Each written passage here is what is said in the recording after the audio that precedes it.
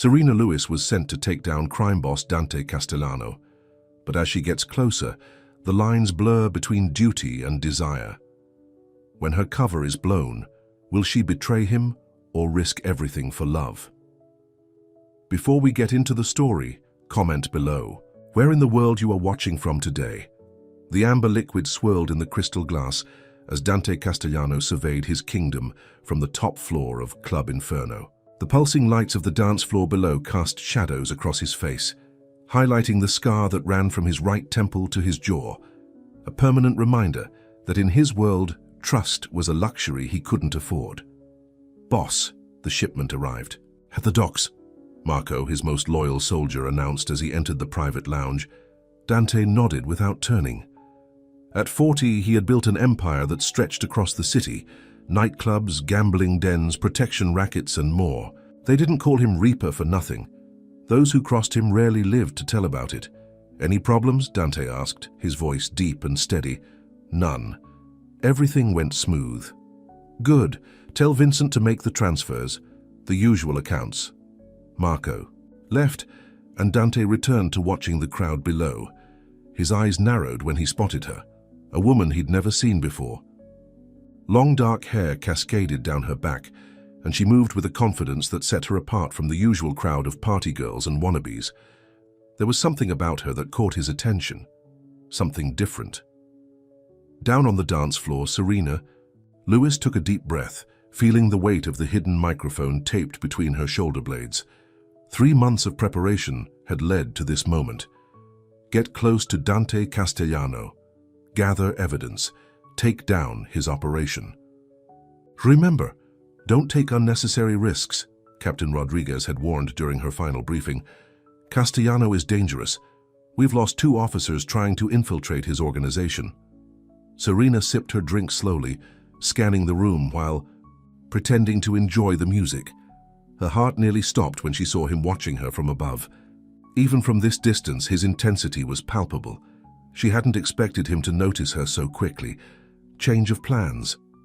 With deliberate movements, she made her way to the bar, knowing his eyes were still on her. "Another vodka tonic," she told the bartender, casually opening her purse and letting a small notebook fall to the floor. A large hand reached down before she could grab it. "I believe this is yours," said a deep voice. Serena looked up into the face of Marco, Dante's right-hand man. She'd studied photos of his entire organization. "Thank you," she said, taking the notebook. "Clumsy me." "The boss would like to meet you," Marco said, nodding toward the VIP area. Serena feigned surprise. "The boss? Mr. Castellano. He owns this club." Marco's expression gave nothing away. "It's not an invitation many receive." "And if I'm not interested?" she asked, raising an eyebrow. Marco almost smiled. "Then you're even more interesting than he thought." Serena pretended to consider, then shrugged. "Lead the way." As she followed Marco through the crowd, Serena reminded herself of who she was supposed to be. Serena Lewis, high-end jewelry designer, new to the city, looking for investors. A woman who wouldn't be intimidated easily, not Officer Serena Lewis, who had spent 3 years working on the organized crime task force, whose father had been killed by a mob enforcer when she was 12. The private elevator opened directly into a luxurious lounge. Floor-to-ceiling windows offered a panoramic view of the city lights. And there he was, standing with his back to her, silhouetted against the skyline. "Sir, your guest," Marco announced before retreating. Dante turned, and Serena felt a jolt of electricity as his dark eyes met hers. Photos hadn't captured the power of his presence. He was taller than she expected, broad-shouldered in a perfectly tailored suit. The scar on his face didn't diminish his handsome features. If anything, it added to his dangerous allure. "I don't usually have to invite women to join me," he said, his voice surprisingly soft. "They tend to find their way up here on their own." "I'm not most women," Serena replied. Something flickered in his eyes. Interest, perhaps. Or suspicion. "No," he agreed. "You're not. Which begs the question, who are you?" "Serena Lewis." "And what brings you to my club, Serena Lewis?" "Good music, strong drinks. I'm new in town." She moved past him to look out the window, letting him see her profile. I didn't realize I needed a reason. Dante approached, standing close enough that she could smell his cologne. Something expensive and subtle. Everyone has reasons, he said. I find it's best to know what they are. She turned to face him. Are you this suspicious of everyone, or am I special? A small smile played at the corner of his mouth. In my position, suspicion keeps me alive. And what position is that? Business owner, entrepreneur. He gestured to the club below. Among other things. Serena knew exactly what those other things were. Drug trafficking, money laundering, extortion. The file on Dante Castellano was thick, but they'd never been able to gather enough concrete evidence for an arrest that would stick. Until now. Until her. I'm a jewelry designer, she said, the rehearsed lie coming easily. I create custom pieces for private clients. Interesting. He didn't sound convinced. Show me. Serena reached into her purse and pulled out a small velvet pouch, prepared for this moment. She tipped the contents into her palm, a man's bracelet made of platinum links with a subtle pattern etched into the metal. Dante took it from her, examining it with genuine interest. You made this? Every piece. I work with platinum, gold, precious stones. The bracelet was actually her own work from before she joined the police, one of the reasons she'd been selected for this assignment. Her cover identity was partially true. It's excellent craftsmanship, he said, handing it back. His fingers brushed against her palm, lingering just a moment too long. Thank you. Dante walked to a side table and poured 2 drinks. Why Club Inferno? There are safer places for a woman alone in this city. Maybe I'm not looking for safe, she said, accepting the glass he offered. Their eyes met over the rim of their glasses. The air between them felt charged, dangerous. What are you looking for, Serena Lewis? Connections. Clients. She took a sip, never breaking eye contact. I heard the real money in this city flows through certain establishments. Like this one. Dante's expression hardened slightly. Information like that could be dangerous. Life's too short to play it safe, she replied, echoing words from his own file. It was a gamble, but one calculated to resonate with him. Sure enough, something in his posture changed. Who told you about my club? A client in Miami. He mentioned that if I wanted to expand my business, I should look up Club Inferno. She smiled. He said the owner appreciates quality. This client has a name, Alexander Vega. The name worked. Vega was a known associate, but one the police hadn't been able to tie directly to any illegal activities. More importantly, he was currently in Europe, making verification difficult. Dante swelled his drink, watching her over the glass. Vega has good taste. A phone rang, and Marco appeared at the doorway. Boss, there's a situation that needs your attention. Dante nodded, then turned back to Serena. Unfortunately, business calls, but I'd like to continue our conversation. I'm free tomorrow, she said, pulling out a business card, another prop from her cover identity. My number. He took it, studying it briefly before slipping it into his pocket. I'll have Marco show you out. I can find my own way, she said. I insist. There was steel in his voice now, reminding her of exactly who she was dealing with. Marco, we'll make sure you get home safely. As she followed Marco to the exit, Serena felt Dante's eyes on her back. The first contact had been made. Now came the dangerous part. In her small apartment, Serena removed the microphone and activated her secure laptop. Captain Rodriguez's face appeared on the screen. He took the bait, she reported. Made contact exactly as we planned. Good work, Rodriguez said. What's your read on him? Serena hesitated. He's cautious, intelligent.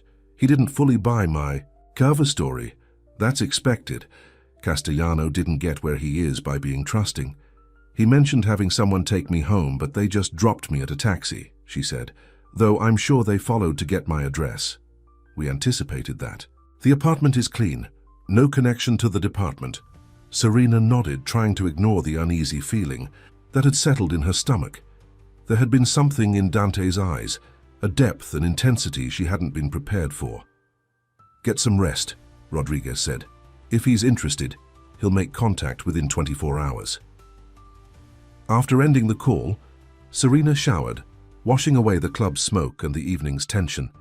As hot water cascaded over her shoulders, She found herself remembering the touch of Dante's fingers against her palm, the way his eyes had seemed to see right through her.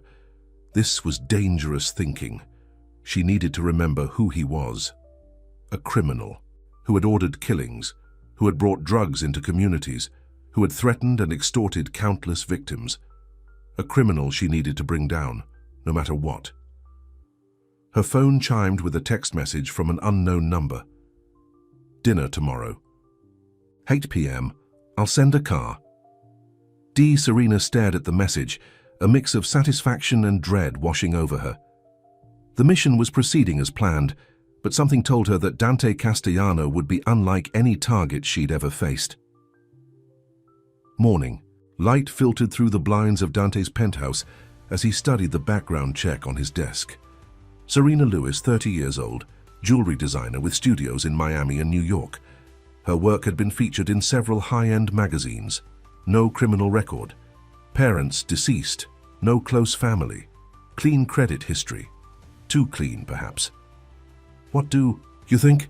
he asked Vincent, his head of security. Vincent shrugged. "On paper, she checks out, but my gut says there's something off."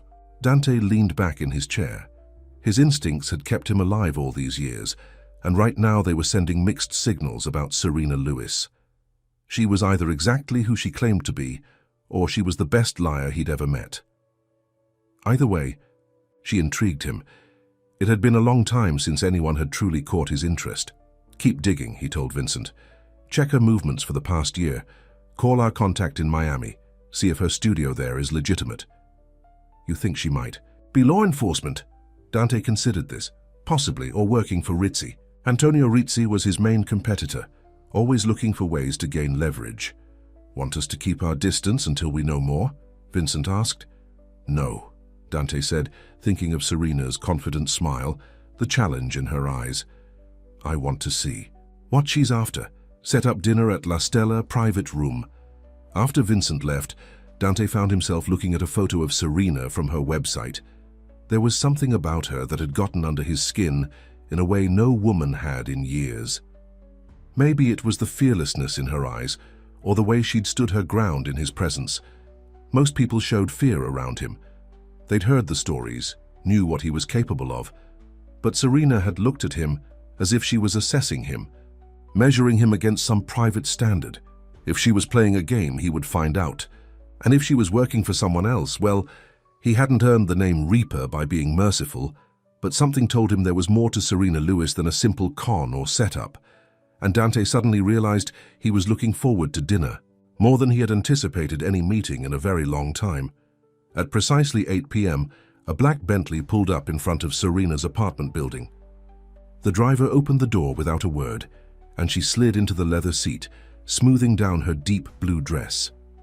The car took her to La Stella, an exclusive Italian restaurant known for its discretion and its clientele of politicians, celebrities, and those who preferred to stay out of the spotlight. A host led her through the main dining room to a private area at the back. Dante stood as she entered, his dark eyes taking in every detail of her appearance. "You look beautiful," he said, coming around to pull out her chair. "Thank you," she replied, noting that in his tailored grey suit, he looked more like a CEO than a crime boss. Only the scar on his face and the intensity in his eyes betrayed his true nature. "I hope you like Italian food," he said as he retook his seat. "I do," she said, "though I'm guessing you didn't invite me to dinner just to discuss cuisine." A smile played at the corners of his mouth. "Direct. I appreciate that." He poured wine into her glass. "You're right. I'm curious about you, Serena Lewis. You're new. To my city, you have connections to certain people, and you don't seem easily intimidated." "Should I be intimidated?" she asked, meeting his gaze. "Most people are. Most people aren't me." His smile widened slightly. "No, they're not." Throughout dinner, they engaged in a careful dance of questions and answers. He asked about her work, her travels, her clients. She responded with the practiced backstory, watching his reactions, looking for signs that he suspected her true identity. He revealed little about himself, speaking in generalities about his businesses, careful to only mention the legitimate ones, the clubs, the real estate holdings, the import company. "You know," Serena said as they finished their main course, "for someone who invited me to dinner, you're not sharing much about yourself." "What would you like to know? Why they call you Reaper, for starters?" His expression darkened. "Who told you that name?" "People talk," she said with a shrug, "especially about powerful men." Dante studied her for a long moment, then leaned forward. "Names like that are earned in my world. Sometimes they're exaggerated, sometimes they're not. It depends on who's telling the story. And what's your story, Dante?" "My story is that I came from nothing," he said, his voice low, "and I decided early on that I wouldn't stay there, that I'd do whatever it took to build something for myself."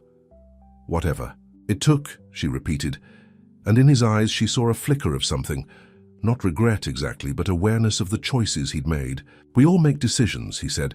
"Some are harder than others." The waiter brought dessert, tiramisu and espresso. As they ate, Dante seemed to come to a decision. "I have a proposition for you," he said. Serena kept her expression neutral, even. As her pulse quickened, this was what she'd been working toward. "I'm listening. I'm hosting a private gathering this weekend. Exclusive clients who might be interested in your kind of work." He took a sip of his espresso. "The kind of people who think nothing of spending 6 figures on the right piece." "Sounds like my kind of event," she said. "There's more." His eyes held hers. "I'm in the market for something special myself. A custom piece." "What did you have in mind?" "I'm not sure yet." A smile played at his lips. "Perhaps you could come to my home tomorrow, show me your portfolio. We could discuss possibilities." Serena felt a flutter of excitement mixed with apprehension. An invitation to Dante's home was a major step forward in her mission, but also potentially dangerous.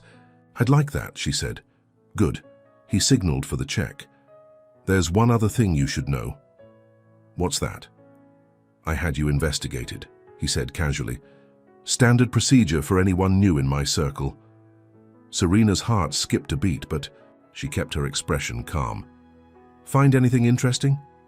"Your background checks out," he said, watching her reaction carefully. Mostly. There are some gaps, some inconsistencies." He leaned forward. "I don't like inconsistencies, Serena." She met his gaze steadily. "Everyone has parts of their life they'd rather not discuss. I'm sure you understand that better than most." For a long moment, tension hung between them. Then Dante smiled. A real smile that transformed his face, making him look younger, almost boyish despite the scar. "I do understand," he said softly. "Better than most."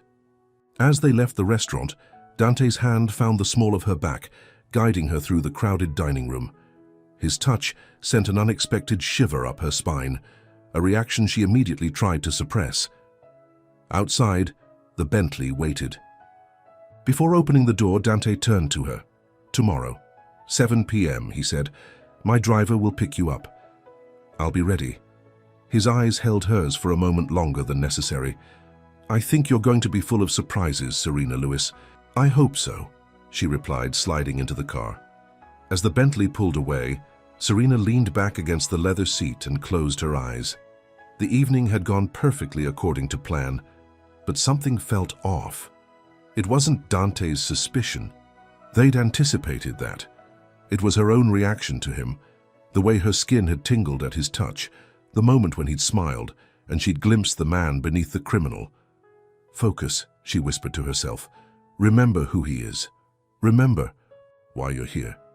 But as the car wound through the city streets, taking her back to her empty apartment, Serena couldn't help but wonder if she was getting in deeper than she'd planned. And Dante Castellano, watching the Bentley disappear into the night, found himself thinking the exact same thing. Serena stood in her apartment, examining her reflection. In the mirror, the black dress she'd chosen for tonight was elegant but understated, professional enough for a business meeting, yet still flattering. Her dark hair fell in loose waves around her shoulders, and she wore only a simple pair of diamond studs, her own design from years ago. Her phone buzzed with a message from Captain Rodriguez. "Meeting in 1 hour. Check-in required." She frowned. The timing couldn't be worse. Dante's driver would be arriving in just over 2 hours. Grabbing her keys, Serena headed to the small coffee shop 3 blocks from her apartment.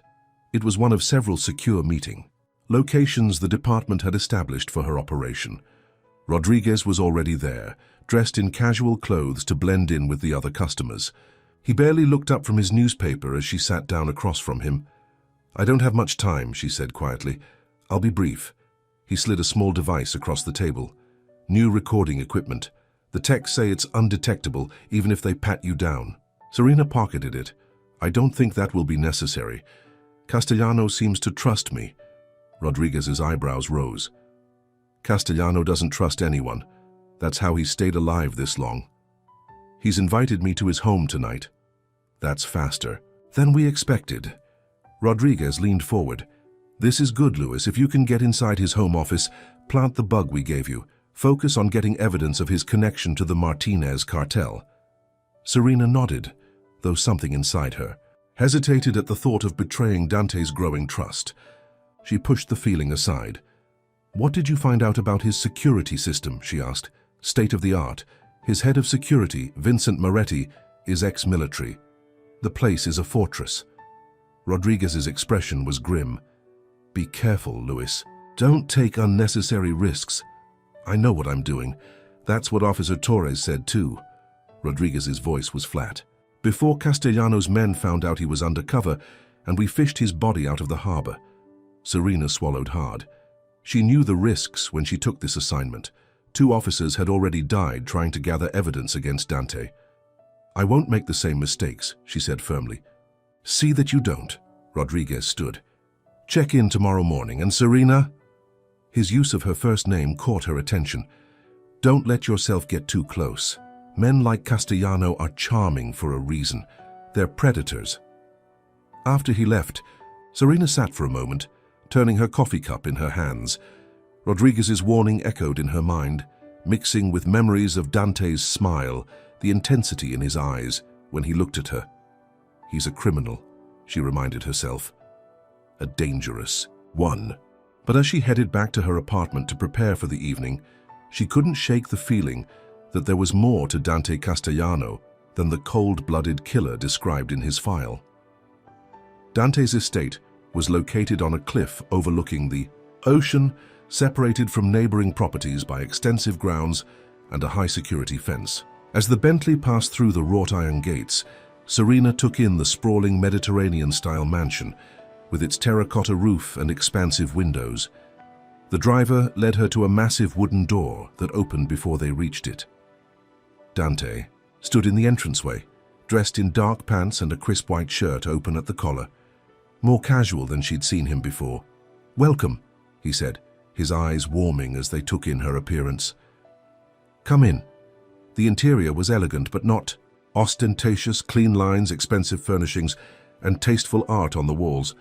Not what she'd expected from a man with his reputation. "Your home is beautiful," she said, meaning it. "Thank you, I designed much of it myself."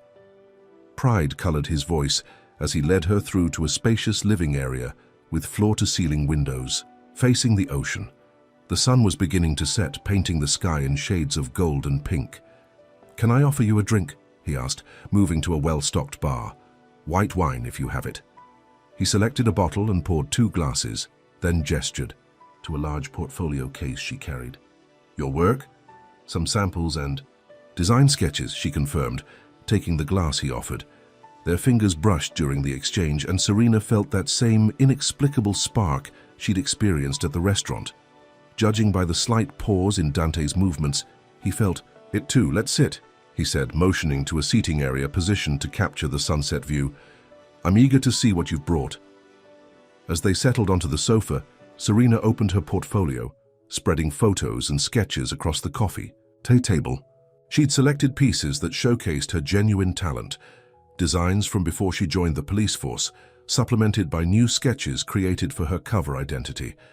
Dante examined each one carefully, asking thoughtful questions about her process, the materials, her influences. His knowledge surprised her. "You know quite a bit about jewelry design," she remarked. "My mother was a jeweler," he said, his expression softening with memory. "Not high-end like your work. She had a small shop in the old neighborhood. I spent many hours watching her work." This wasn't in his file, this glimpse of personal history, this connection to a normal past. "Is she still designing?" Serena asked. Dante's expression closed off. "She died when I was 15. Cancer." "I'm sorry," she said, the sympathy in her voice genuine. "I lost my parents too. Car accident when I was 12. This part of her cover story was true, though she omitted that her father had been killed by mob hitmen who ran their car off the road after he testified against their boss. Something passed between them in that moment, a recognition of shared loss, of paths altered by tragedy. Dante cleared his throat and pointed to one of her sketches, a man's signet ring with intricate engraving. "This one interests me. Could something like this be adapted to include a specific symbol?" "Go, of course," she said, reaching for her pencil. "What did you have in mind?"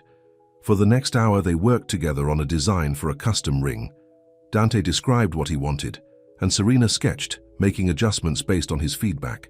There was an easy collaboration between them that felt surprisingly comfortable. As darkness fell, Dante activated a button that lit a fireplace in the corner of the room, casting a warm glow across the space. "Are you hungry?" he asked. "I had my chef prepare dinner." "That sounds wonderful," she replied, realizing she was actually enjoying his company.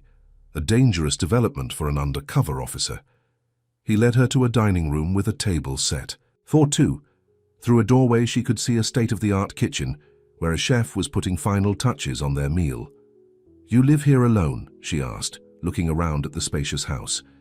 "Yes," he said simply. "I value my privacy." Throughout dinner, an exquisite seafood pasta paired with excellent wine, their conversation flowed easily. Dante told her about his legitimate businesses, his travel experiences, his appreciation for art. In return, she shared stories from her cover identity, careful to stay within the parameters of her backstory while letting enough real parts of herself show to seem authentic. After dessert, Dante suggested a tour of the house. This was the opportunity she'd been waiting for, a chance to locate his office, to plant the listening device. "I'd love that," she said, setting down her napkin. He showed her through several rooms, a library filled with leather-bound books, a home theater, a gym. As they walked, Serena was acutely aware of his proximity, the subtle scent of his cologne, the way his eyes kept finding hers. Finally, they reached a closed door at the end of a hallway. "My office," he said, hesitating before opening it. Few people get to see this room. The space beyond was impressive. A large desk positioned to face the door, bookshelves along one wall, a sitting area, and another fireplace. Behind the desk, a wall safe was partially hidden by a painting. Serena's pulse quickened. This was where Dante likely kept records of his illegal dealings, exactly what she needed access to. "It suits you," she said, moving into the room, her eyes scanning for the best place to plant the bug. Powerful, understated. Dante watched her from the doorway, his expression unreadable. "You notice things," he said, "details that others miss." "It's part of being a designer," she replied, running, her fingers along the edge of his desk. "Observation is essential." He moved closer until he was standing directly in front of her. "What do you observe about me, Serena?" The directness of his question caught her off guard. She looked up into his dark eyes, searching for the right answer, something that would maintain her cover while satisfying his curiosity. "I see a man who built himself from nothing," she said softly. "Someone who doesn't trust easily, who lives by his own code." She hesitated, then added, "Someone with secrets." His eyes held hers, intense and searching. "We all have secrets. Some bigger than others." His hand came up to touch her face, his thumb tracing the line of her cheekbone. Serena knew she should pull away, maintain professional distance. Instead, she found herself leaning into his touch. "What are your secrets, Serena?" "Lewis?" he asked, his voice barely above a whisper. Before she could answer, his phone rang. Dante's jaw tightened with annoyance, but he checked the screen. "I need to take this," he said, stepping back. "Excuse me for a moment." As soon as he left the room, Serena moved quickly. From her purse, she removed the small listening device disguised as a decorative paperweight. She placed it on a bookshelf, angling it to capture conversations at the desk. She was just returning to her original position when Dante reappeared in the doorway. "Everything okay?" she asked. "Just business," he said, though his expression had hardened. "Nothing that can't wait until tomorrow." They continued the tour, but the easy rapport from earlier had shifted. Dante seemed distracted, checking his phone several times as they walked. When they reached the main living area again, he turned to her. "I'm sorry, but something has come up that requires my attention tonight." "I understand," she said, trying to hide her disappointment, both at the shortened evening and at missing the chance to gather more intelligence. "I'll have my driver take you home." He took her hand, his touch lingering.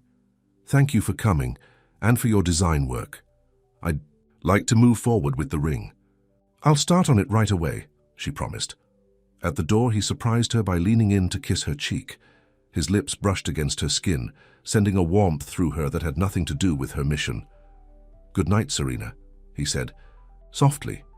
In the car driving home, Serena touched her cheek where his lips had been, a sense of confusion washing over her. This attraction she felt wasn't part of the plan. It wasn't supposed to be real.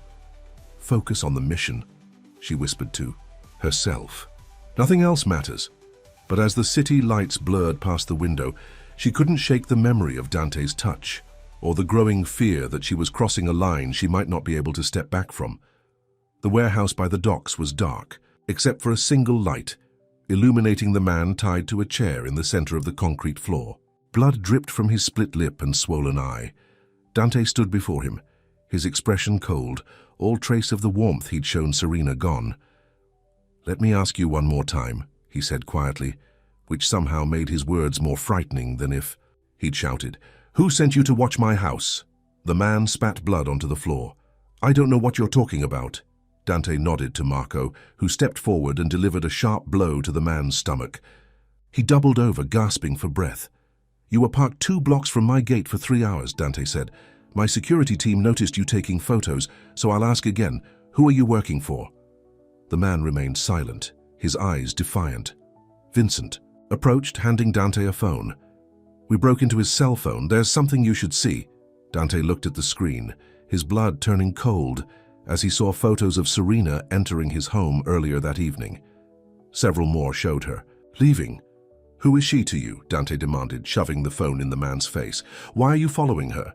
The man's eyes widened with recognition, and Dante knew he'd struck a nerve. "She's no one," the man stammered. "Just a target." A target for what? Dante's voice was dangerously low. When the man didn't answer, Dante pulled a gun from his jacket, pressing it against the man's temple. "Last chance, Rizzi," the man blurted out. "Antonio Rizzi hired me to watch her, said she was getting close to you, wanted to know why." Dante stepped back, his mind racing. Antonio Rizzi was his chief rival in the city, always looking for leverage. But why focus on Serena? What else did Rizzi tell you about her? Nothing, I swear. Just that she showed up out of nowhere, and he wanted to know her connection to you. Dante turned to Vincent. "Check him for wires, then have him dropped somewhere far from here. Make sure he understands what happens if he comes near my property again." As Vincent dragged the man away, Marco approached cautiously. "Boss, you think the woman is working for Rizzi?" Dante stared at the photo of Serena on the phone, remembering the feel of her skin under his lips just hours ago. Was it all an act? Was she playing him? "I don't know," he admitted, "but I intend to find out." Captain Rodriguez reviewed the audio feed from the bug Serena had planted in Dante's office. "Nothing useful yet," he said, frustration evident in his voice. "Just some conversations about the club's finances. Nothing illegal." Serena paced her apartment, checking her phone again. It had been 3 days since her visit to Dante's home, and she hadn't heard from him. "I thought you said he was interested." "In the ring design," Rodriguez said. "He was." She frowned. "Something changed that night. A phone call came in and his whole demeanor shifted." Rodriguez leaned back in his chair. "We picked up some chatter about a problem at one of the warehouses. Could be related." "Maybe," Serena said, though she couldn't shake the feeling that there was more to Dante's sudden silence. I should reach out to him about the ring design. Rodriguez shook his head. Too eager might make him suspicious. Wait him out. As if on cue, her phone chimed with a message. She checked the screen. Dinner tonight, 8 p.m., my place. D. Rodriguez. Smiled. Looks like the wait is over. Serena showed him the message, ignoring the flutter of anticipation in her stomach. This was work, she reminded herself. Not a real date. Perfect, Rodriguez said. Wear the new microphone. Try to steer the conversation toward his shipments from Colombia. That's our best chance at connecting him to drug trafficking. I know. My job, she said more sharply than intended. Rodriguez studied her for a moment. Luis, I need to know you're still objective here. Castellano is charming, I get it, but don't forget what he is. I haven't forgotten, she insisted, though the doubt in Rodriguez's eyes made her uncomfortable. After he left, Serena stood under the shower, letting hot water wash over her, trying to clear her head. Tonight was important for the investigation. She needed to focus on gathering evidence, not on the confusing feelings Dante stirred in her. But as she dressed for dinner, selecting a deep red dress that highlighted her figure, she couldn't deny that part of her was looking forward to seeing him again, and that had nothing to do with her mission. Dante waited on his terrace as the sun began to set, a glass of whiskey in his hand. The peaceful view contrasted sharply with the turmoil in his mind. For 3 days, he'd had Vincent investigating Serena Lewis more thoroughly. They'd confirmed her jewelry business was legitimate. Her client list checked out. Her background appeared consistent with what she'd told him. And yet something didn't add up. The timing of her appearance in his club, Ritzy's interest in her, the way she'd moved through his house observing everything. Marco approached from behind. She's here, boss, Dante nodded. Show her out here. As he waited, he made a decision. Tonight he would get answers, one way or another. Serena appeared in the doorway, her red dress catching the golden light of sunset. Despite his suspicions, Dante felt that now familiar pull toward her, a dangerous attraction he couldn't seem to ignore. You look beautiful, he said, moving to greet her. Thank you. She smiled, though he noticed a slight nervousness in her eyes. I was beginning to think you'd forgotten about me. Never. He led her to the terrace where a table had been set for dinner. I had some business to attend to. Unavoidable, I'm afraid. As they settled into their seats, Dante poured wine for both of them, watching her over the rim of his glass. If she was working for Rizzi or anyone else, he would see through her tonight. I've started preliminary work on your ring, she said. I have some sketches to show you after dinner. I look forward to it. The meal progressed, with surface-level conversation, both of them circling each other cautiously. Dante noticed how she steered topics toward his business interests, asking questions about his import company, his connections overseas. You seem very interested in my work, he observed. I'm interested in you, she replied, her eyes meeting his directly. All aspects of you. Something in her gaze made him wonder if she might be sincere after all. He decided to test her. I'm expanding my operation, he said, watching her reaction carefully. New suppliers in Colombia, very exclusive products. Her eyes widened slightly, and he saw her hand tighten around her wine glass. Sounds intriguing. What kind of products? The kind that make a lot of money, he said vaguely, but require careful handling. Is it dangerous, she asked. Everything worthwhile involves risk. He leaned forward. Tell me, Serena, have you ever taken real risks? The kind that could change your life forever? She held his gaze. I'm here, aren't I? The double meaning in her words wasn't lost on him. There was a tension between them that had nothing to do with suspicion or business, a magnetic pull that had been there from their first meeting. After dinner, they moved to the living room. Serena opened her portfolio to show him the refined ring designs, but Dante found himself focused more on her than on the sketches, the way her hair fell across her shoulder, the slight flush of her cheeks from the wine. These are excellent, he said, making an effort to examine the drawings. You're very talented. Thank you. She looked up from the designs, finding him watching her intently. Is something wrong? Instead of answering, Dante reached out and brushed a strand of hair from her face. She didn't pull away. Who are you really, Serena? He asked softly. Her. Breath caught. What do you mean? I think you know. His hand lingered near her face. You appeared in my club, got close to me very quickly, asked a lot of questions. His eyes bored into hers. Are you working for Rizzy? Relief flashed across her face, quickly replaced by confusion. Rizzy? I don't even know who that is. Dante studied her reaction. Either she was telling the truth, or she was an exceptional actress. Antonio Rizzi. My competitor. He moved closer. Someone has been following you, taking photos. They work for Rizzi. Following me? Real alarm showed in her eyes. Why would anyone do that? That's what I've been trying to figure out. His voice softened. There are dangerous people in my world, Serena. Getting close to me puts you in their sights. I didn't. No, she whispered. He could see the pulse beating rapidly at her throat, could feel the tension radiating from her body. Acting or genuine fear? He couldn't be sure. Maybe this was a mistake, he said, standing. Getting involved with me will only bring trouble to your door. To his surprise, Serena stood as well, moving directly in front of him.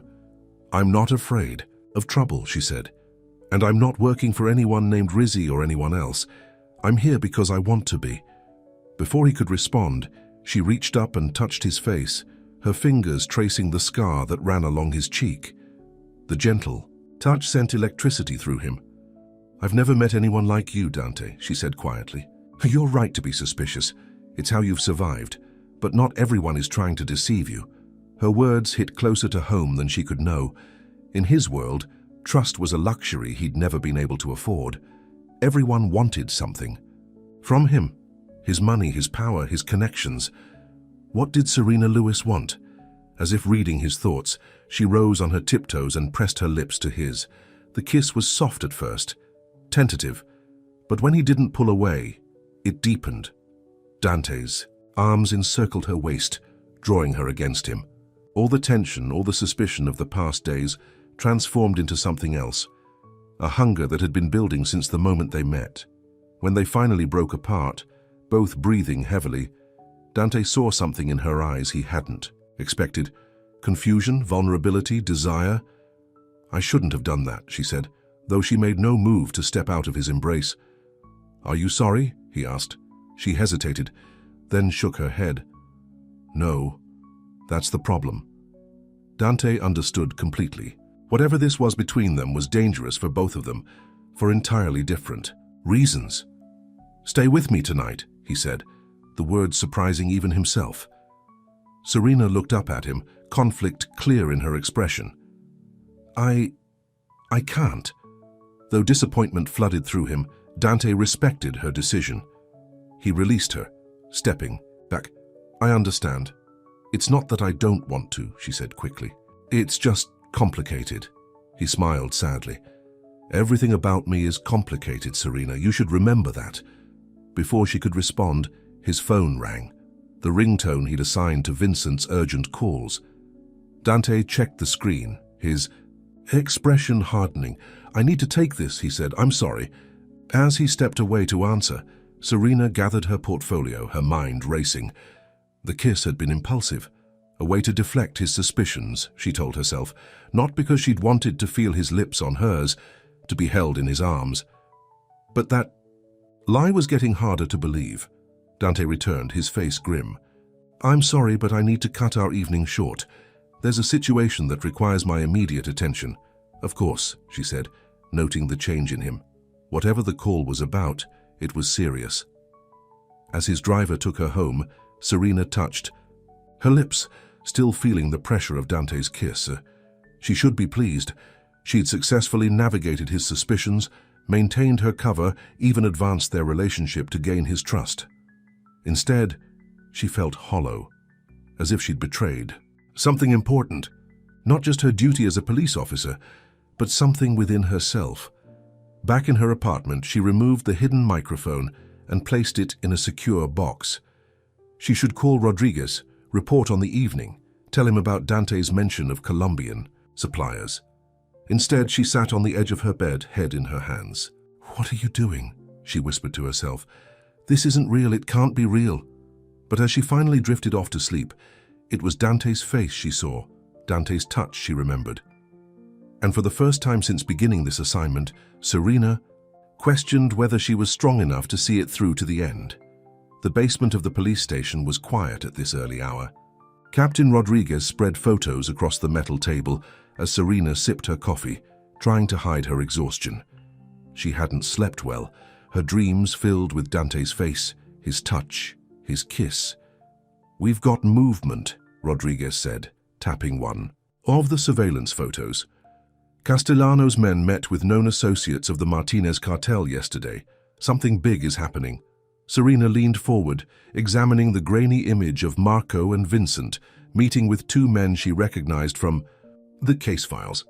"Any audio?" she asked. Rodriguez shook his head. "Too far away, but based on other intelligence, we believe a major shipment is coming in within the next week." He looked up at her. "We need to know when and where. That bug you planted hasn't given us anything useful yet." Serena felt a twist of guilt. Part of her had been relieved that the listening device hadn't captured anything incriminating. "I'm working on it," she said. "He's starting to trust me."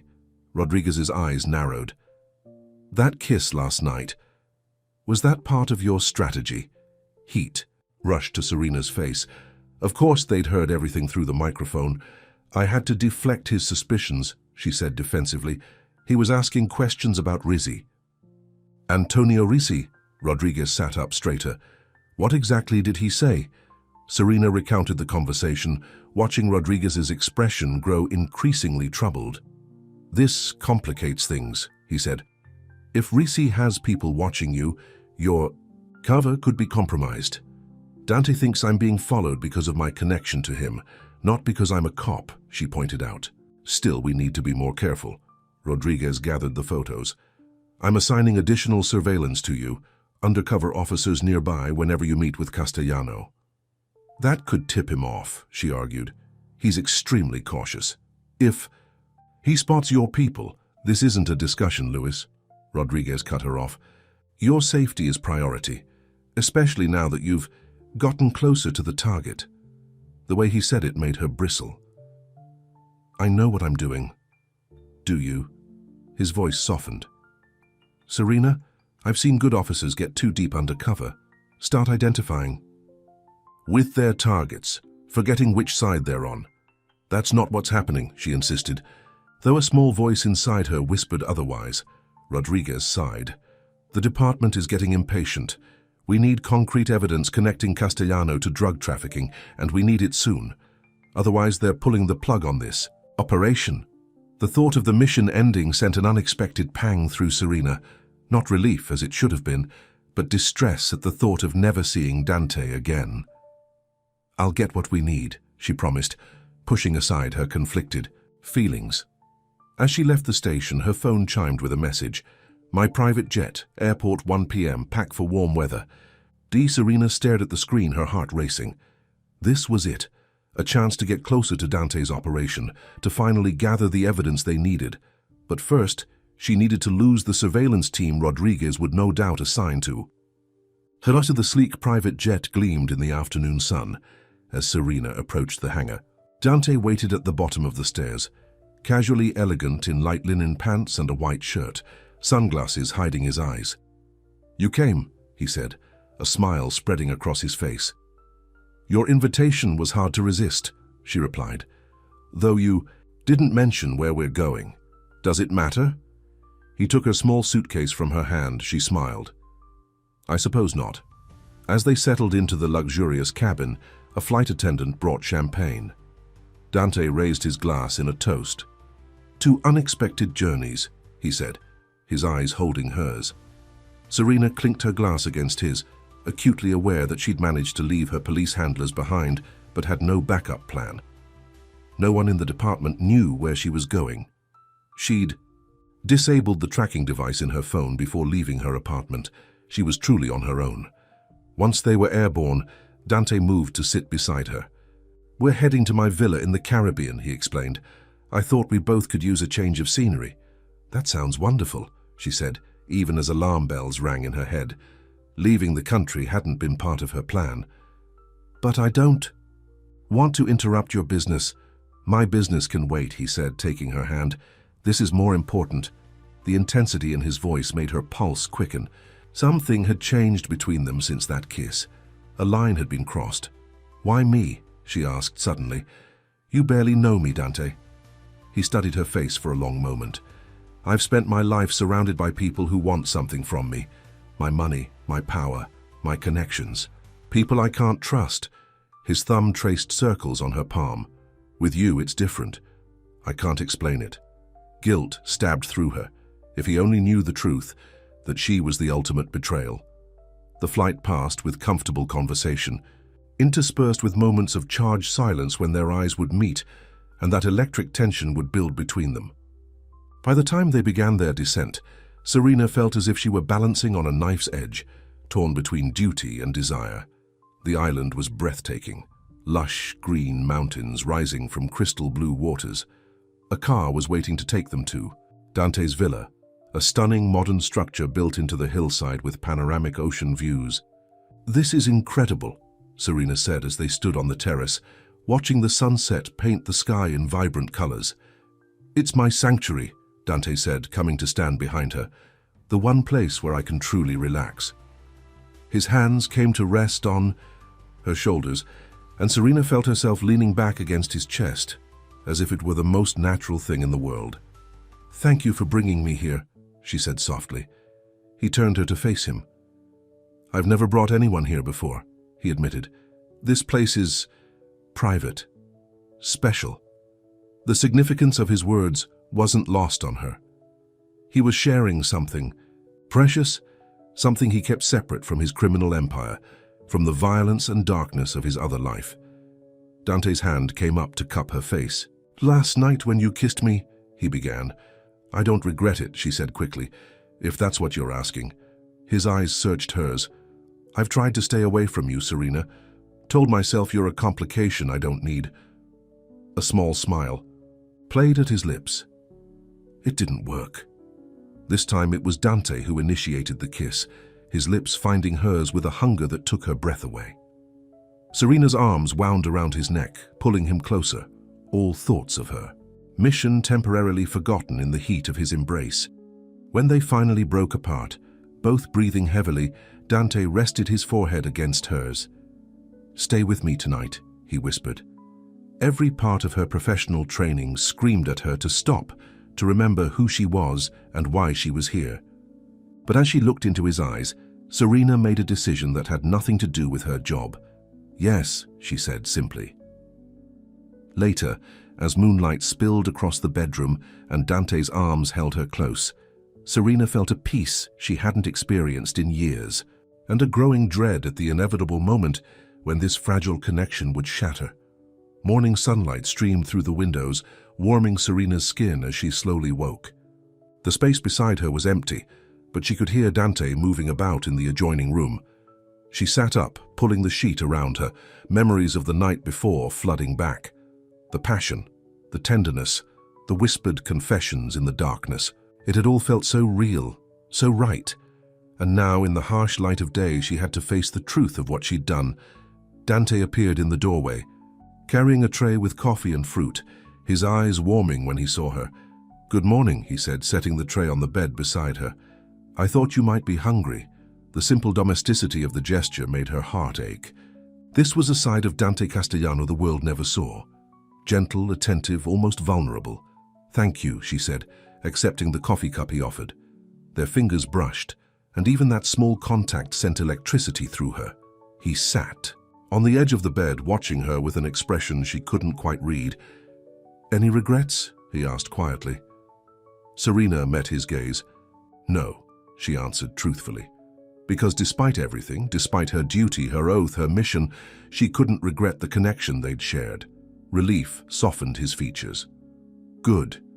He leaned forward to kiss her lightly. "Because I plan to keep you here as long as possible."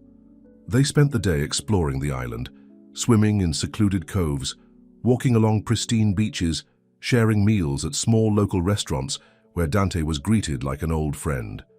Away from the city, away from his criminal enterprises, he seemed like a different man, relaxed, open, even playful. As the sun began to set, they sat on the villa's terrace with glasses of wine, watching the changing colors of the sky. "Tell me something true," Dante said suddenly. "Something you've never told anyone else." Serena considered the question, wishing she could tell him the one truth that mattered, who she really was, why she'd come into his life. Instead, she offered a different truth. "When I was 12, after my parents died, I spent 6 months in a foster home before my aunt could take me in," she said quietly. "The family was cruel. They locked me in a closet for hours if I cried about my parents. Said I needed to learn to be quiet." She looked down at her hands. "I've never told anyone that before." Dante's expression darkened with anger on her behalf. He took her hand, his touch gentle despite the fury in his eyes. "I'm sorry that happened to you," he said. "No child deserves that." His reaction touched her, this man known for his ruthlessness, feeling such compassion for the pain of her childhood. "Your turn," she said. "Tell me something true." Dante was quiet for a long moment, staring out at the darkening ocean. "After my mother died, I was alone," he began. "I was 15, living on the streets, doing whatever I needed to survive. One night, a local gangster caught me stealing from his car. Instead of killing me, he took me in, taught me the business, became like a father to me." He turned to look at her, his eyes haunted. 2 years later, a rival put out a hit on him.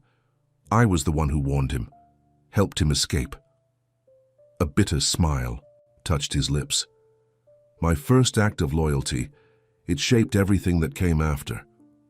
"What happened to him?" Serena asked. "He died last year. Natural causes, believe it or not." Dante's voice held a note of irony. "He's the one who gave me this place, said everyone needs somewhere to remember who they really are, away from the life." The vulnerability in his confession made Serena's chest tighten. She was seeing the man behind the mask, understanding for the first time how he'd become the person described in those police files. "Who are you, Dante?" she asked, softly. "Really?" He looked at her for a long moment. "I'm the man who's falling in love with you," he said simply. "Everything else is just circumstance." His words hit her like a physical blow, because despite everything, despite knowing better, despite the impossibility of it, she was falling in love with him too, and that made what would come next even more unbearable. 3 perfect days passed in a dreamlike haze. Serena pushed thoughts of her real life, her real purpose, to the furthest corners of her mind, allowing herself to simply be with Dante, to know him, to love him without the weight of her deception between them. But reality couldn't be held at bay forever. On their 4th evening, as they sat enjoying dinner on the terrace, Dante's phone rang. His expression darkened as he checked the screen. "I need to take this," he said, stepping away. Though he spoke too quietly for her to hear the words, Serena could see the tension in his shoulders, the way his free hand clenched into a fist. Whatever the call was about, it wasn't good news. When he returned to the table, the carefree man of the past few days was gone, replaced by the hard-eyed criminal she'd first met. "We need to go back," he said shortly. "Tonight, there's a situation I have to deal with." "What's happened?" she asked. He hesitated, clearly debating how much to tell her. "A shipment was intercepted," he finally said. "Someone talked. I need to find out who." This was it. The information Captain Rodriguez had been waiting for. Evidence of Dante's involvement in drug trafficking. All she had to do was get this information back to the department. But the thought brought no satisfaction, only a sick feeling in the pit of her stomach. "When do we leave?" she asked. "The jet is being prepared now. We'll leave in an hour." He reached across the table to take her hand. "I'm sorry our time here is being cut short." "It's okay," she said, though nothing about this situation felt okay. "I understand." As she packed her things, Serena's mind raced. Once they returned to the city, she would need to contact Rodriguez, tell him about the intercepted shipment, help them build their case against Dante, against the man she loved. The reality of her betrayal hit her full force, leaving her breathless. How had she let this happen? How had she crossed the line from pretending to feeling? On the flight home, Dante was distant, his mind clearly on the crisis awaiting him. Serena was grateful for the space, needing time to rebuild the walls between Officer Serena Lewis and the woman who had spent the past 4 days in Dante Castellano's arms. When they landed, Vincent was waiting with a car. "I'll have my driver take you home," Dante told her, his voice gentle despite the hardness that had returned to his eyes. "I need to handle this situation." "Of course," she said, wondering if this would be her last time seeing him as anything other than a suspect being arrested. "Serena." He took her face in his hands. "These past few days, they've meant everything to me. Once I deal with this problem, we'll talk about the future. Our future." The certainty in his voice made her heart crack. There was no future for them, there never had been. "Be careful," was all she could say. His kiss was brief but tender, a promise of more to come. As his car drove away, Serena felt as if a part of her was being torn away with him. Captain Rodriguez was furious. "4 days!" he shouted, pacing the small apartment where the surveillance team had set up. "4 days with no contact. Do you have any idea the resources we've expended looking for you? We thought you were dead." Serena sat stiffly on the couch, still wearing the clothes she'd traveled in. "I couldn't risk contacting you. Dante took me to his island unexpectedly. There was no way to communicate without blowing my cover." Rodriguez stopped pacing to stare at her. "His island? You went out of the country with him?" "It was an opportunity to get closer," she said defensively. "And it worked. I have information." That got his attention. "What kind of information?" "Her shipment was intercepted," she explained. "That's why we came back early. Dante believes someone in his organization talked." Rodriguez's eyes widened. "The DEA operation," he muttered. "They seized a shipment coming in from Colombia last night. We weren't briefed. Jurisdictional issues." He shook his head. "This is huge. Lewis, if Castellano is linked to that shipment, we've got him." The thought made her stomach turn. He didn't give specifics about what was in the shipment. "Doesn't matter. We'll coordinate with DEA." Rodriguez's excitement was palpable. "This could be the break we've been waiting for." Serena nodded mechanically, feeling as if she were watching the scene from outside her body. "Lewis," Rodriguez's voice softened slightly. "Did something else happen while you were away with him?" She met his gaze steadily. "I maintained my cover," she said, the words feeling like ash in her mouth. "I did my job." Rodriguez studied her for a long moment, then nodded. "Get some rest. Tomorrow we'll plan our next steps." With Castellano's organization in chaos over this seizure, it's the perfect time to push for more information. After he left, Serena stood under the shower until the water ran cold, as if she could wash away the guilt, the confusion, the love she shouldn't feel. But no matter how hard she scrubbed, the truth remained. She had fallen in love with Dante Castellano, and now she would be instrumental in destroying him. Vincent's face was grim as he delivered the news. The shipment was definitely seized by Dante boss, 3 million in product gone. Dante paced his office, rage simmering beneath his controlled exterior. And Pedro, Carlos, both arrested. They're not talking yet, but it's only a matter of time. Marco, standing by the door, spoke. "Paris, we've got a bigger problem. The Colombians are demanding payment regardless. They say it was our responsibility once it crossed the border." Dante slammed his fist on the desk. "Get Rizzi on the phone. This has his fingerprints all over it." As Vincent left to make the call, Dante turned to Marco. "I want every source we have in law enforcement working on this. Find out how the DEA knew about that shipment. Someone talked and I want to know who." Marco hesitated. "Boss, there's something else." Dante looked up sharply. "What?" "It might be nothing, but..." Marco pulled out his phone, showing Dante a photo. "One of our guys spotted this woman entering a building downtown yesterday. Said..." She looked familiar. Dante took the phone, his blood turning to ice as he recognized Serena. The building she was entering had a sign. "Eastern District Federal Building." "When was this taken?" he asked, his voice deadly quiet. 2 weeks ago, before their trip. Before he'd told her he was falling in love with her. Before he'd shared his private sanctuary with her. "Get me everything you can on her," Dante ordered. "I want to know exactly who Serena Lewis is."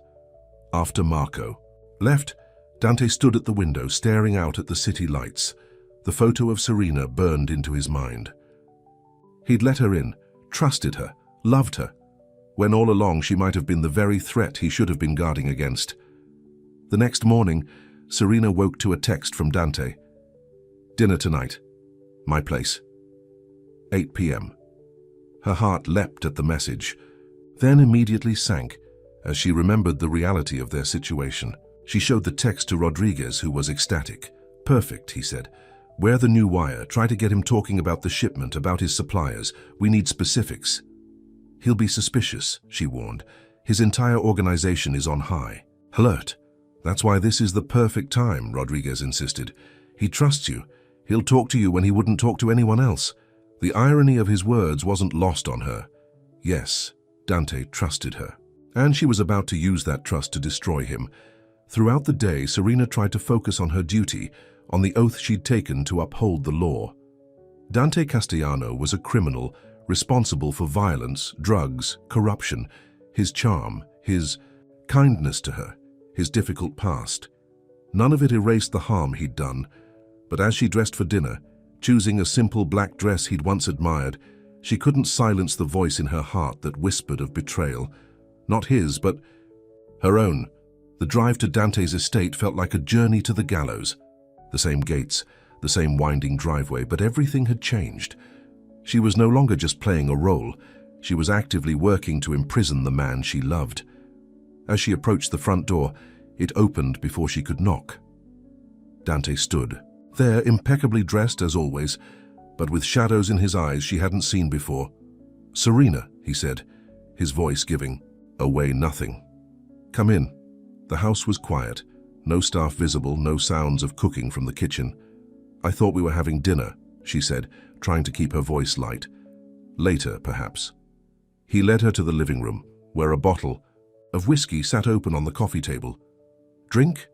"No, thank you," she declined, suddenly uneasy. Something was off. The warmth she'd grown accustomed to was gone, replaced by a cold formality. Dante poured himself a generous measure, then turned to face her. "I've been thinking about us," he said, "about the future we discussed." Serena's heart raced.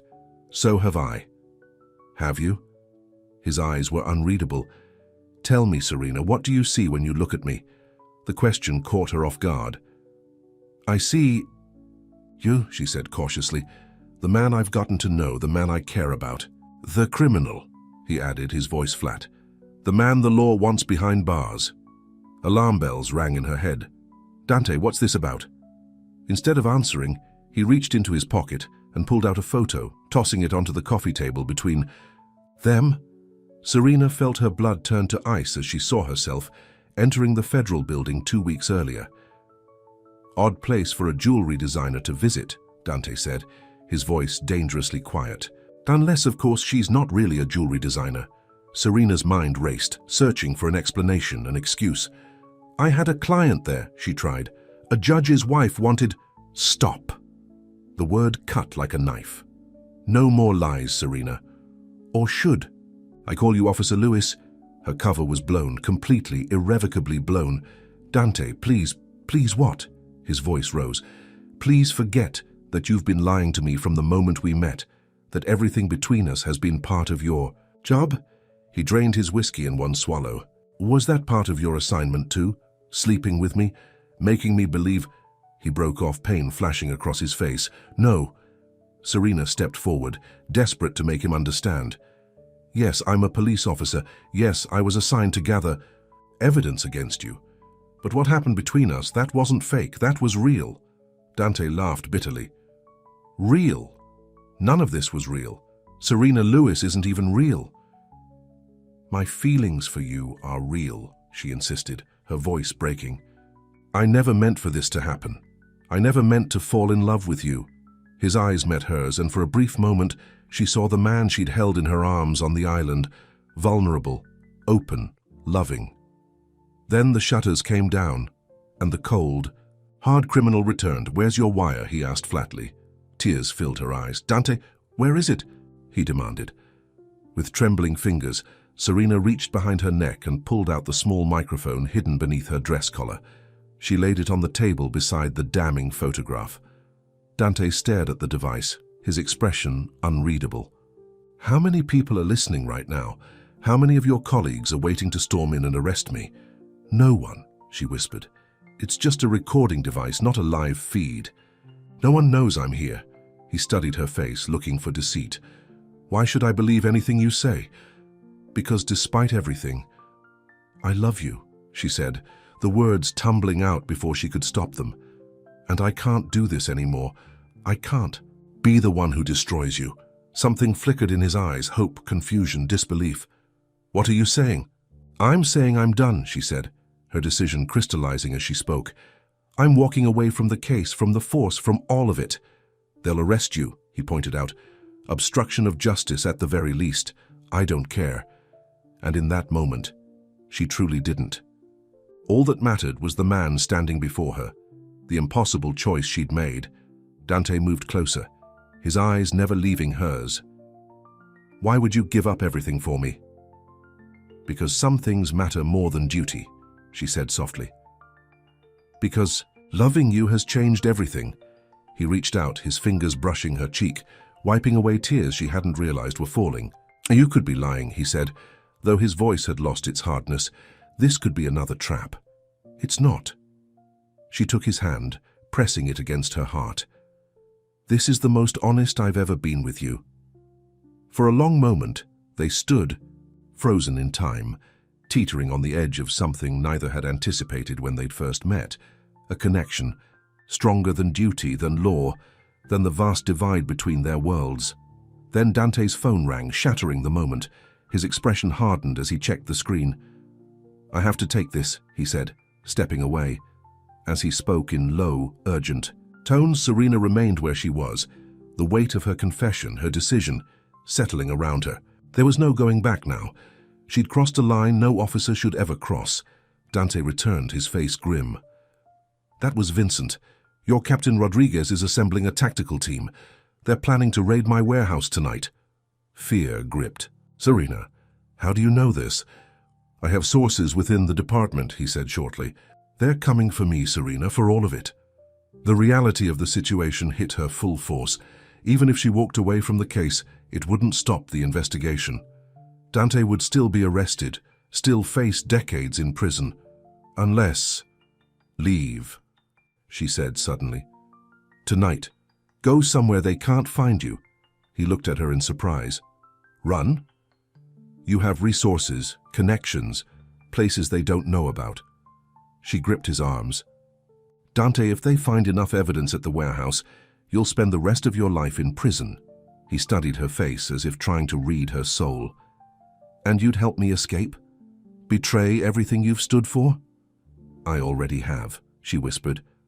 The admission hung in the air between them, the final confirmation of where her loyalty now lay. Dante pulled her into his arms, holding her as if she might disappear. Come with me, he said against her hair. Serena pulled back to look at him. What? Come with me, he repeated, his eyes intense. We'll go somewhere no one can find us. Start over. The offer stunned her.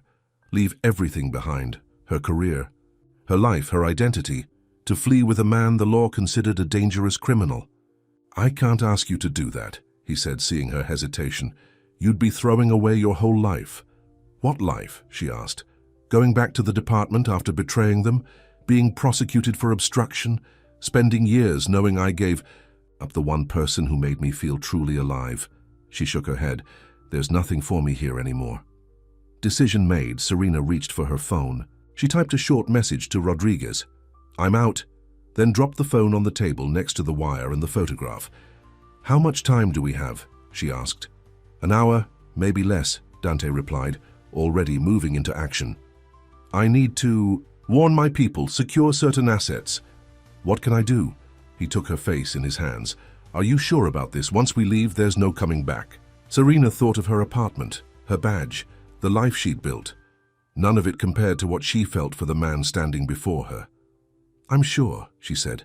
Dante kissed her, a kiss that held promise, passion, and the weight of the decision they'd both made. Then he took her hand, leading her toward an uncertain future neither could have imagined when they first met. Behind them, the phone buzzed with incoming calls from Captain Rodriguez. calls that would go forever unanswered, as Serena Lewis. And Dante Castellano vanished into the night, choosing love over law, each other over everything else. Wind whipped through Serena's hair as Dante's yacht cut through the dark waters. The city lights behind them grew smaller with each passing minute, the distance between their past lives and uncertain future expanding with every nautical mile. Dante stood at the helm, his face illuminated by the instrument panel, focused on navigating through the night. He'd made dozens of calls in the hour before they left his mansion, setting contingency plans in motion, transferring funds, alerting key people in his organization. Serena watched him from her seat nearby, still struggling to process the magnitude of what they'd done. She'd abandoned her badge, her duty, her entire identity for love for him. "Where exactly are we going?" she finally asked. Dante glanced at her, his expression softening. "A small island in the Bahamas first. I have friends there who won't ask questions. Then we'll decide our next move. Your friends won't turn us in. Not everyone plays by the rules, Serena," he said with a hint of irony. "Some loyalties run deeper than law." She felt the weight of his words. Until a few hours ago, she had believed in the law absolutely. Now she was a fugitive from... "How long before they realize we're gone?" she asked. "By now, Rodriguez knows you've betrayed them," Dante replied. "The raid on my warehouse probably started an hour ago. They'll find enough to issue warrants, but not enough to destroy my entire organization." A grim smile played at his lips. "I've survived worse." Serena thought of Captain Rodriguez, imagining his rage when he realized she'd switched sides. The man who had mentored her, who had trusted her with this assignment, would now view her as the ultimate traitor. "Second thoughts?" Dante asked, reading her expression. "No," she said firmly. "Just processing." He set the autopilot and moved to sit beside her, taking her hands in his. "I never expected this," he admitted. "When I found out who you really were, I thought everything between us had been a lie." "It started as a lie," she acknowledged, "but somewhere along the way it became the truth." She looked up at him. "I fell in love with you, Dante. The real you, not just the criminal the department described in their files, but the man who shared his sanctuary with me, who told me about his mother, who made me feel more alive than I've ever felt." His hands tightened around hers. "I should have seen through your cover from the beginning. I've survived this long by never trusting anyone." His eyes held hers. "But I couldn't stay away from you, even when every instinct told me there was something not quite right." "What happens now?" she asked. "We can't run forever." "We won't have to." He stroked her cheek gently. "I've been preparing for something like this for years. Offshore accounts, properties under different names, connections in countries without extradition treaties." The reality of their situation hit Serena anew.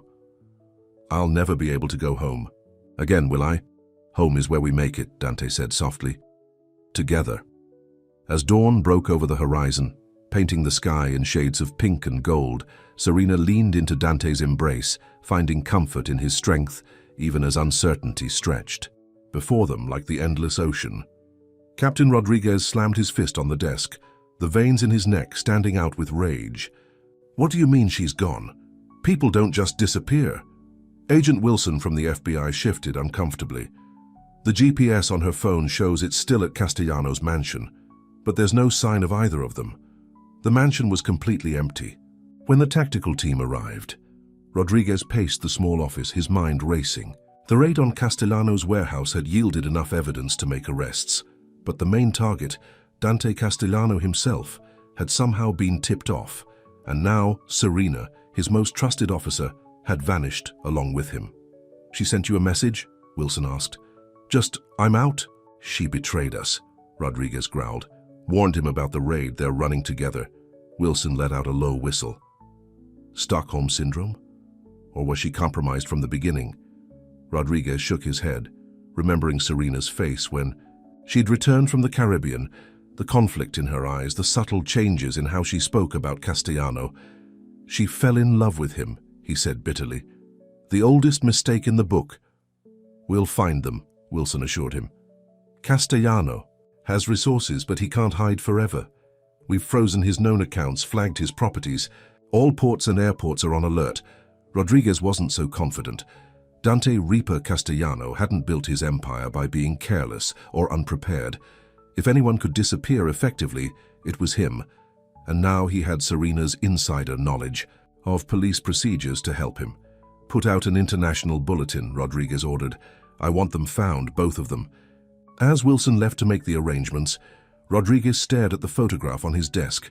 Serena at her police academy graduation, smiling proudly in her uniform. What had happened to that dedicated officer? How had she fallen so far?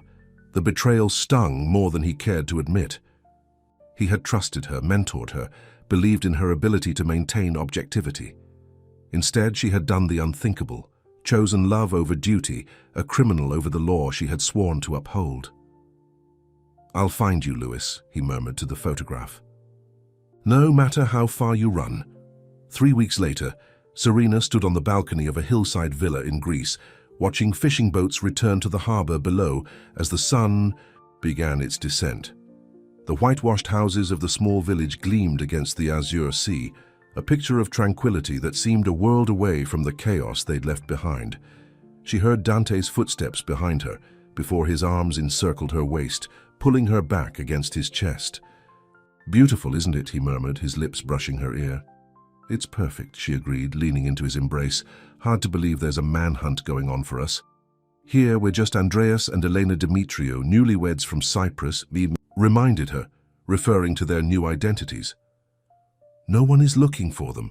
Serena touched the simple gold band on her finger, part of their cover, but it felt right somehow.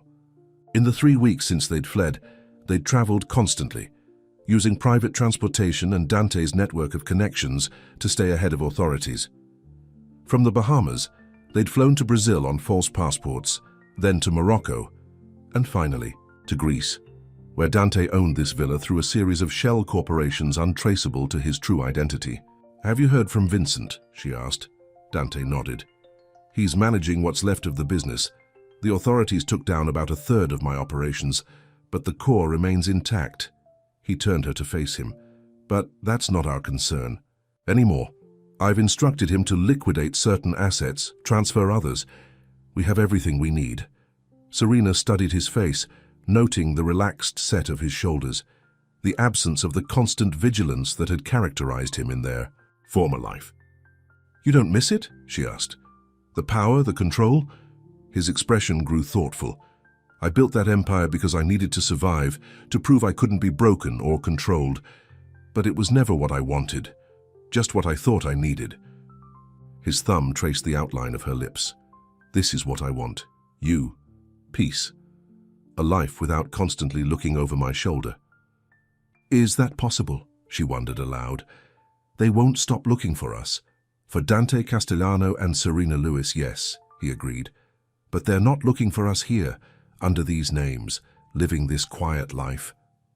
His smile was gentle. "We've covered our tracks well, and with each passing day the trail grows colder." Serena wanted to believe him, wanted to believe they could build a life here or somewhere like it, far from their pasts, from the choices they'd made. "I got a message from Marco today," Dante said, his tone more serious. "Rodriguez is still leading the investigation personally.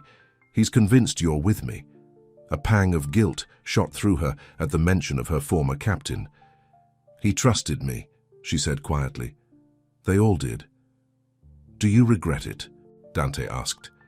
And beneath the question she heard his real fear, that she would someday regret choosing him, that the weight of her betrayal would eventually outweigh her love. "No," she said, her voice growing stronger.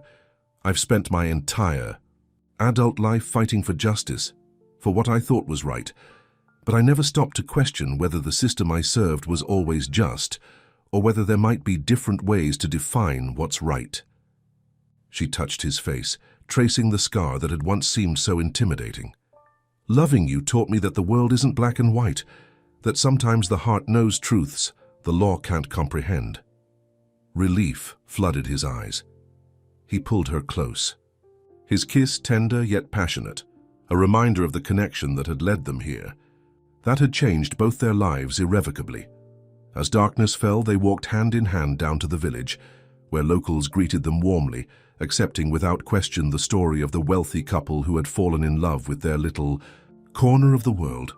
They dined at a small taverna by the water, drinking local wine and talking about the future, about possibly opening a jewelry shop where Serena could design again, about exploring the islands, about the simple pleasures of a life without the constant pressure of Dante's criminal empire, or Serena's dangerous undercover work.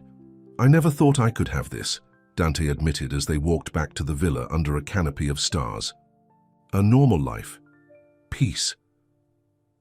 "Is it enough?" Serena asked, the question that had lingered in her mind. "After everything you had before?" He stopped, turning to face her, the moonlight casting shadows across his handsome face. "It's everything," he said simply. "You're everything." Back at the villa, as they lay tangled in each other's arms, Serena allowed herself to truly believe, for the first time, that they might have a future together, that love could indeed conquer the vast divide between their worlds. 6 months passed in relative tranquility. Serena and Dante settled into their new identities, their new life. They opened a small jewelry boutique in the village, where Serena's designs quickly gained popularity among tourists and locals alike. Dante, to her surprise, revealed a talent for business management that had nothing to do with intimidation or illegal dealings. They made friends cautiously, sharing edited versions of their past, creating a history for Andreas and Elena that contained just enough truth to feel authentic. On a warm evening in early autumn, they hosted a dinner party for some of the villagers who had welcomed them so warmly. As Serena moved through their home, serving wine and laughing with their guests, she caught Dante watching her from across the room, his eyes filled with a contentment she had never imagined possible for either of them. Later, after their guests had departed, and they stood washing dishes side by side, Dante broke their comfortable silence. "I've been thinking," he said, his tone casual but with an undercurrent of something more serious, "about making this official." Serena glanced at him. "What do you mean?" He dried his hands and reached into his pocket, pulling out a small velvet box. "I mean this," he said, opening it to reveal a stunning ring, platinum with a deep blue sapphire surrounded by diamonds. "Dante," she breathed, recognizing her own design, the one they had worked on together that night in his mansion, what seemed like a lifetime ago. "I had it made in Athens," he explained, "from your original drawings." He took her hand. "We may be living as Andreas and Elena, but in my heart I'm still Dante, and you're still Serena, and I want to marry you, not just on paper, but in reality, in our truth." Tears filled her eyes as she nodded. "Yes," she whispered. "Yes." He slipped the ring onto her finger, replacing the simple band she'd worn as part of their cover. It fit perfectly, catching the light like a piece of captured ocean. Their kiss was a promise of love, of future, of the life they were building, from the ashes of what they'd left behind. The moment was shattered by a sharp knock at the door. Dante tensed immediately, the old vigilance returning to his posture. "Stay here," he murmured, moving cautiously to the entrance. Serena's heart raced as he checked the security camera they'd installed, a precaution they'd never fully abandoned despite their growing comfort. To her surprise, Dante's shoulders relaxed. He opened the door to reveal Marco, Dante's former right-hand man, looking travel-worn and tense. "Boss," Marco said, stepping inside and nodding respectfully to Serena. "I'm sorry to come unannounced, but it couldn't wait." "What's happened?" Dante asked, leading him to the living room. Marco glanced between them. "Vincent's been arrested. He's talking to the FBI." The words landed like stones in still water, rippling through the peace they'd carefully constructed. "How much does he know?" Dante asked, his voice calm but with an edge Serena hadn't heard in months.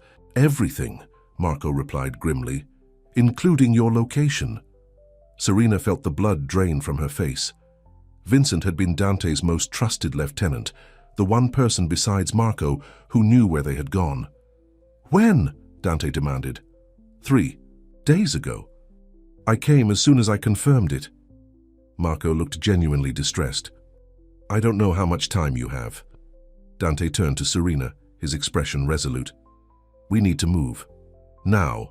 The familiar rush of adrenaline flooded her system as they sprang into action, grabbing the emergency bags they'd prepared but hoped never to use, collecting essential documents, the untraceable phone Dante kept for emergencies. Within 20 minutes, they were ready to leave the life they'd built, the home that had begun to feel truly theirs. "Where will you go?" Marco asked. Dante shook his head. "Better you don't know." He embraced his loyal friend. "Thank you for the warning." "I'll create some false trails," Marco promised. "Buy you time." As they prepared to slip away into the night once more, Serena paused in the doorway, looking back at the small villa that had been their sanctuary. On the table sat the remains of their celebratory dinner, her engagement ring catching the light. "We'll build another home," Dante said softly, reading her thoughts. "Wherever we go, we'll be together. That's what matters." She nodded, slipping her hand into his. Together. They disappeared into the darkness, leaving behind another life, another identity, but carrying with them the love that had defied all odds, all boundaries, all rational thought. Captain Rodriguez stepped onto the sun-drenched terrace of the Greek villa, frustration evident in every line of his body. They had missed Castellano and Serena by mere hours, according to the locals. "They knew we were coming," he said to Agent Wilson, who was directing the search of the house. "Someone tipped them off," Wilson nodded. "Vincent swears he gave us accurate information. They should have been here." Rodriguez moved through the space, noting the half-eaten meal on the table, the domestic touches that spoke of settled life, framed photographs of landscapes, handmade pottery, books in multiple languages. In the bedroom, he found a jewelry box containing designs he recognized as Serena's work. On the bedside table, a dog-eared novel with a bookmark still in place. These weren't the quarters of people who had expected to flee. They had built a life here, a real life. As he turned to leave, something caught his eye, a small velvet box that had fallen behind the bed in their haste. He opened it to find an exquisite sapphire ring, obviously recently worn given the indentation in the velvet, an engagement ring. For a moment, Rodriguez was transported back to the day he'd recruited Serena for this assignment. Confident in her professionalism, her dedication to justice, he had never imagined it would end like this, with her choosing love over law, finding happiness with the very criminal she'd been sent to destroy. "Sir?" Wilson called from the doorway. Local authorities received reports of a boat leaving the harbor late last night. "Matches the description of one registered to Andreas Demetriou." Rodriguez pocketed the ring. "They're running again," he said grimly. "Alert all ports in the region." "Do you think we'll find them?" Wilson asked.